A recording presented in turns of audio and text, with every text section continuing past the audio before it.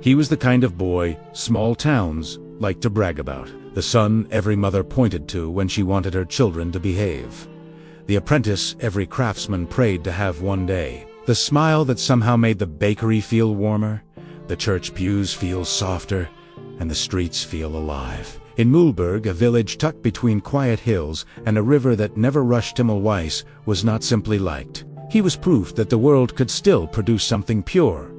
His teachers spoke of him with reverent pride. A mind beyond his age, they said. The elders praised his kindness, his patience, the way he helped Frau Lenz carry her vegetables home without being asked. Children followed him the way ducklings trail, a mother trusting him blindly, believing that wherever Emil walked must be safe. Life felt predictable, almost and in a place where nothing ever changed, Emil's goodness became part of the town's identity. He was the golden thread in a tapestry woven by generations. But the very nature of a golden thread is this: once people grow used to its shine, they begin to believe the fabric would hold without it. The year 1938 didn't arrive violently. It drifted in like fog-soft, quiet and disorienting. New laws, new whispers, new posters on the land. Nothing loud enough to shake the town awake, but enough to make people look at each other a second longer before responding. Enough to make the congregation sit straighter when the pastor repeated phrases they hadn't heard before. Enough to make a few neighbors begin sentences with, "They say." At first, none of it touched Emil. He was still the boy who fixed broken radios, tutored younger students, and sat by the river, sketching the outline of houses he dreamed of one day designing. But the fog thickened, and soon, the town that once adored him began to tilt just slightly, almost imperceptibly. The smiles became shorter. Greetings grew tighter. Some mothers pulled their children away with a gentle but unmistakable tug. Emil felt it before he understood it. The subtle shift in the air when he entered a room. The conversations that ended too quickly. The storekeeper who suddenly didn't have change. It was as if everyone had been handed a new script overnight. And Emil was the only one who hadn't learned his lines. Yet he tried harder than any 17-year-old should. He brushed off coldness with warmth. He answered suspicion with courtesy. He greeted the neighbors with a smile that grew heavier each day. He told himself it would pass, that Mühlberg loved him too much to turn away. But love built on convenience is not love. It is a loan, recalled the moment it becomes inconvenient to repay. When the announcement came, the one that forced every resident to declare who they were and where they belonged, Dimel Didanti think twice. His family had lived in that town for generations. His grandfather had carved the oak pews in the church. His mother had delivered half the babies on that street. His father had repaired every roof in the district. There was no world in which the town would not protect them. That night, Emil went to sleep, still believing in the goodness of the people around him. By morning, everything he believed about his home, about humanity, would fracture beyond repair. At dawn, the bell in the town square rang not for worship, not for warning, but for something far colder. Emil woke to the sound, rubbing sleep from his eyes, unaware that the world outside his window had already decided his fate. From his bedroom, he could see neighbors gathering, standing in neat lines as if waiting for bread. But there was no bread today, only instructions. A man in a crisp grey coat, someone none of them had ever seen before, and began reading names. Not accusations, not accusations, not crimes, merely names. Simple, familiar names that had once belonged to friends, co-workers, classmates. And as each one echoed across the square, the townspeople turned their heads toward the chosen family with a mixture of discomfort and practiced obedience. Some looked away.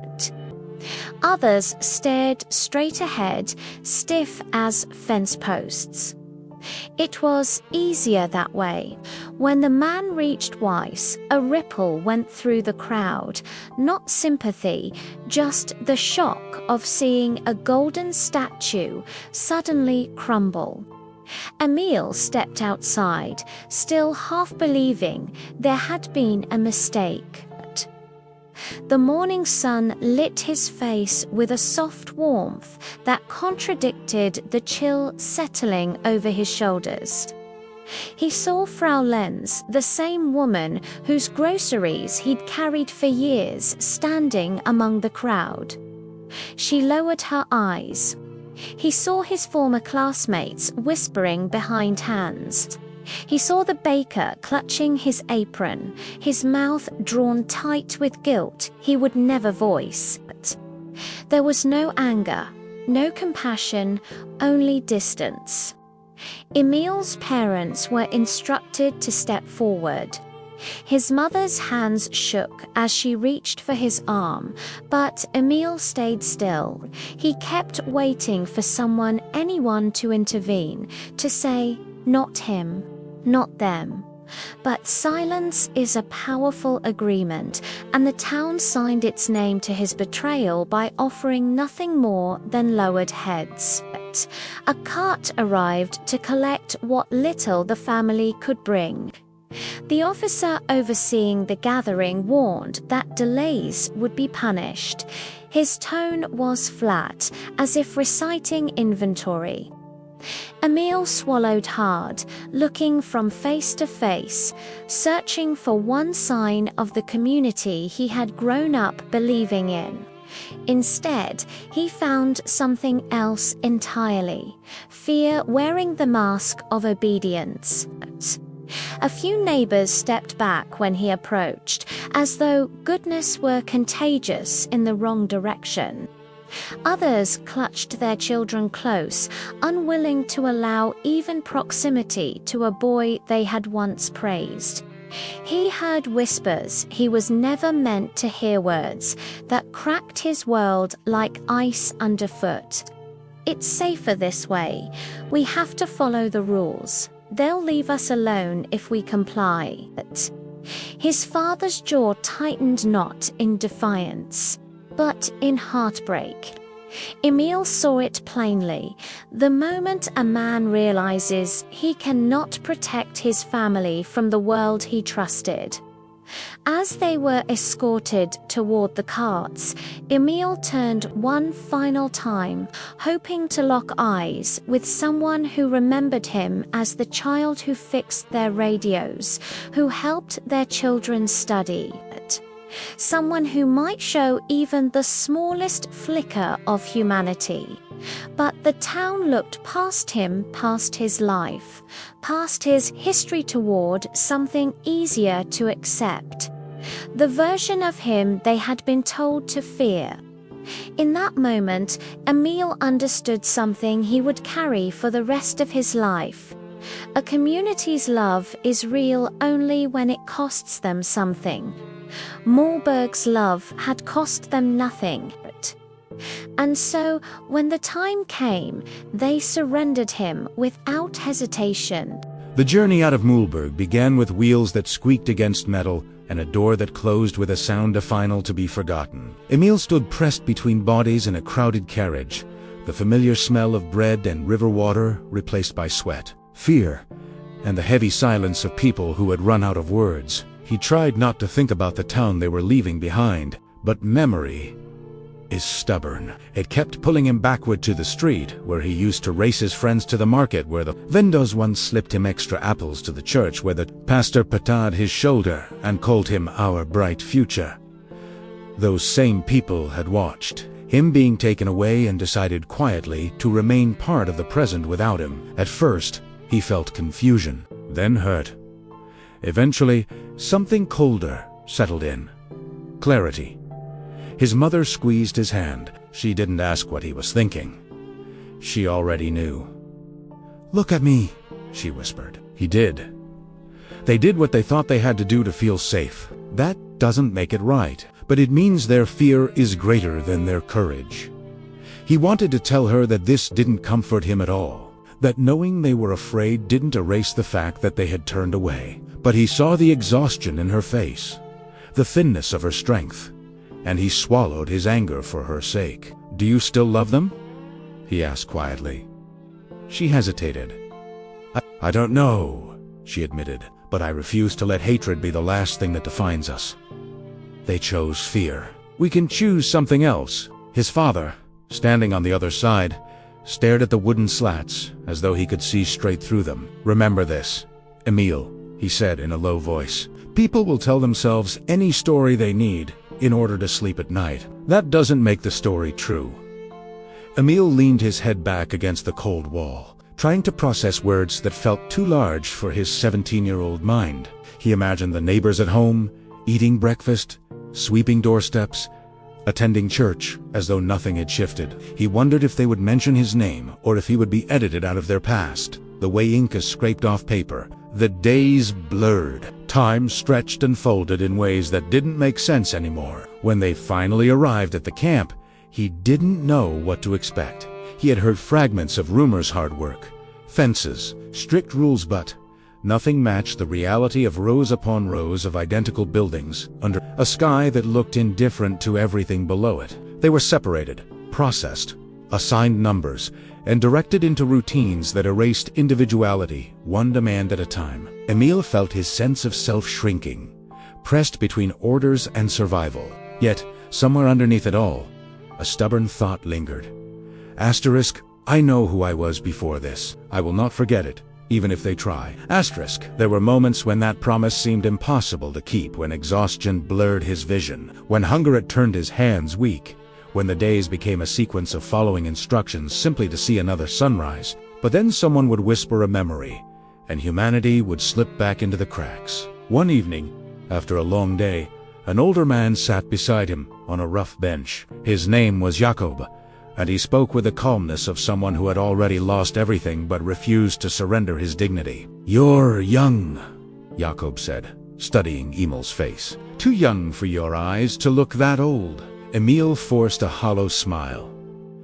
"I used to be important back home." Jacob raised an eyebrow. "Important? Everyone knew me.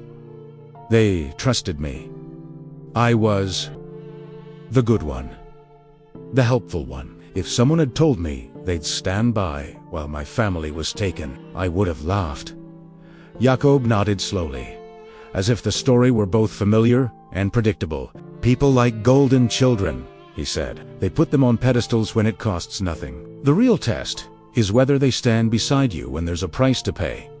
So you think they never really cared at all?" Emile asked, hoping for a different answer. "I think," Jacob replied carefully, "that some cared, but not enough. And not enough is a dangerous kind of love. It makes people feel like good human beings while they quietly let terrible things happen." Emile let the words sink in. They hurt, but they made too much sense to ignore. "Does it ever stop feeling like a betrayal?" he whispered. Jacob looked at the sky for a long time before answering. "The sting fades," he said, "but the knowledge stays. And maybe it should, not to poison you, but to make you see clearly what kind of person you never want to be." That night, as Emile lay awake, staring at the bunk above him, he realized something strange. He wasn't only mourning the life he had lost, he was mourning the image of his town he had carried in his heart, the one where neighbors always helped neighbors, where goodness was rewarded, where love was something you could rely on. Now he knew better. From that day on, he stopped wondering why Mühlberg had turned away. Instead, he began asking a different question. If I ever walk free again, what kind of human being will I choose to be in a world that once chose to betray me? Winter arrived quietly, slipping into the camp like a thief. Tea, cold didn't tea feel like weather anymore. It felt like another rule, another discipline, another test, designed to wear them down. Emile wrapped his thin coat tighter around himself as he shoveled snow away from walkways that seemed to stretch without end. Each breath burned. Each exhale rose in a cloud that disappeared too quickly, as if even the air refused to stay. But in that harshness, something unexpected happened.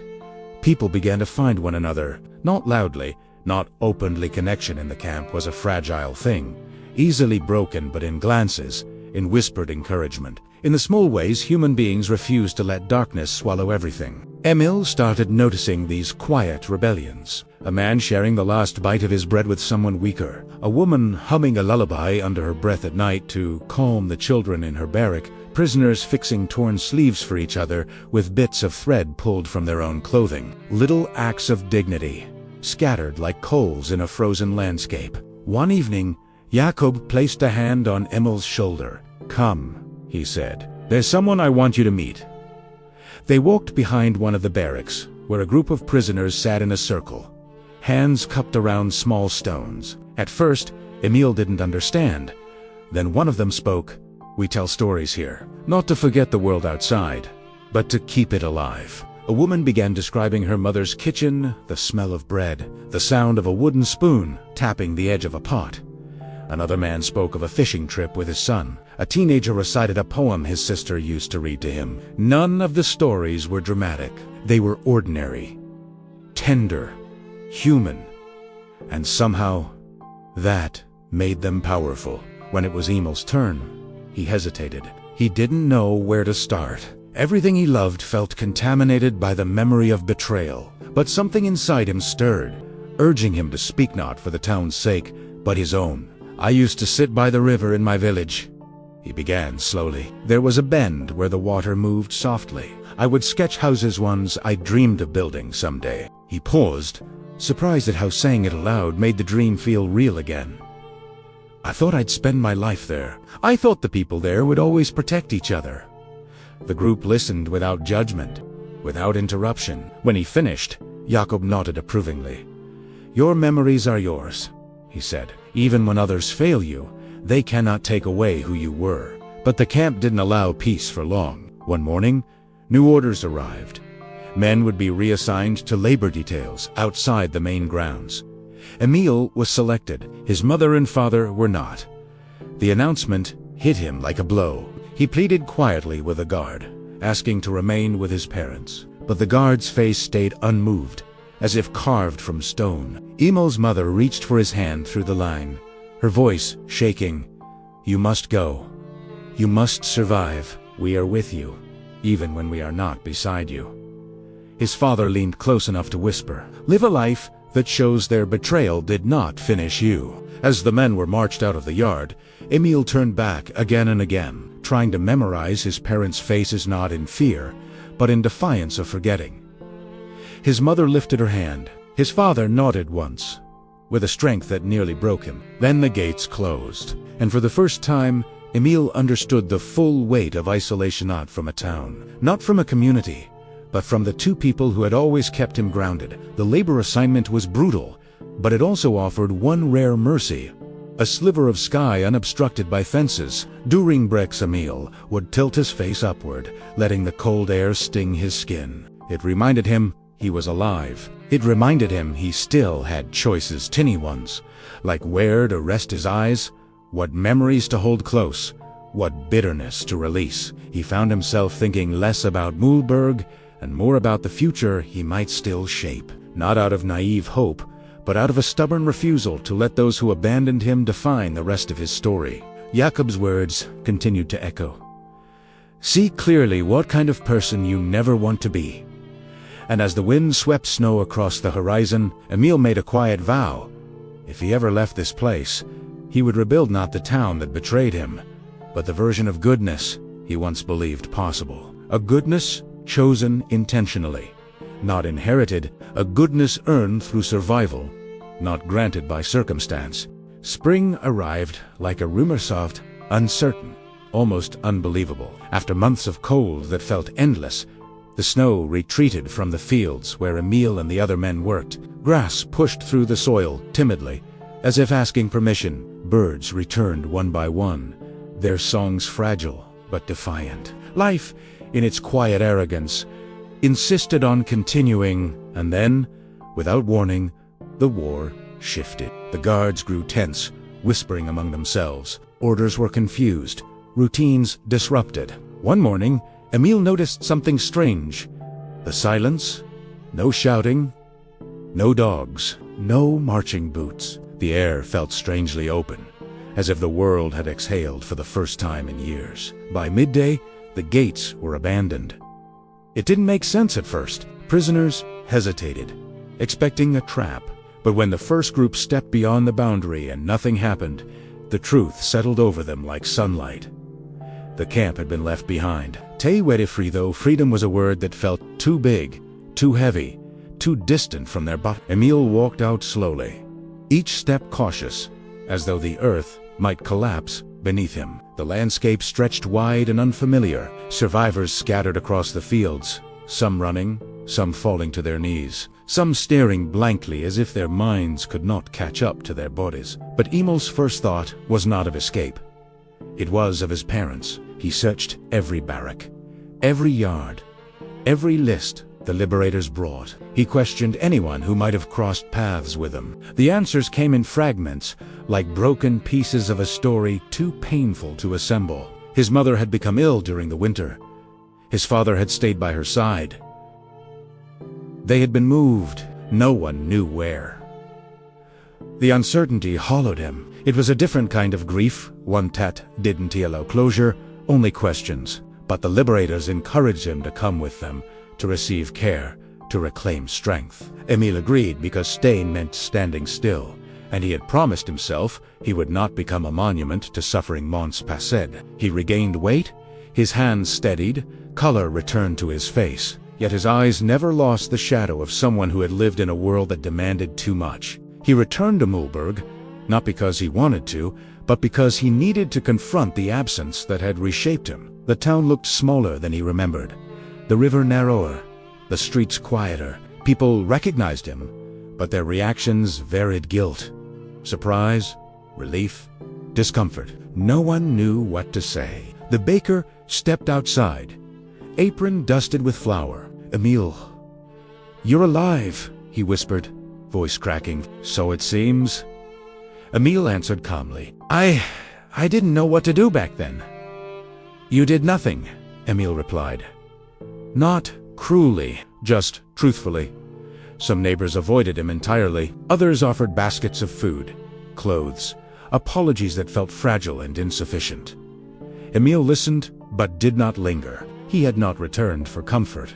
He had returned to decide whether the place that betrayed him still had any claim over his future. He walked to the riverbank, to the bend where he had once sketched houses. The same water flowed past, indifferent to everything it had witnessed. Emil sat on the grass and opened the small notebook. The liberators had given him a blank one, waiting to be filled. He drew the first line slowly, deliberately. A roof, then walls, a doorway. Not a replica of his childhood sketches, but something new, something that acknowledged the fractures while choosing not to be defined by them. As the sun set, he realized he no longer expected the town to give him anything: not love, not regret, not redemption. He didn't need them to validate his suffering or his survival. His future would not be built on the ruins of their fear. It would be built on the strength he found in the darkest place imaginable, on the memories of those who had guided him, on the promise he made to himself when the world tried to unmake him. Emil closed the notebook, feeling the weight of his own breath, steady and present. He was no longer the town's golden child. He no longer needed to be. He was something far more enduring, a man who had learned how to rebuild again when the world around him had forgotten how.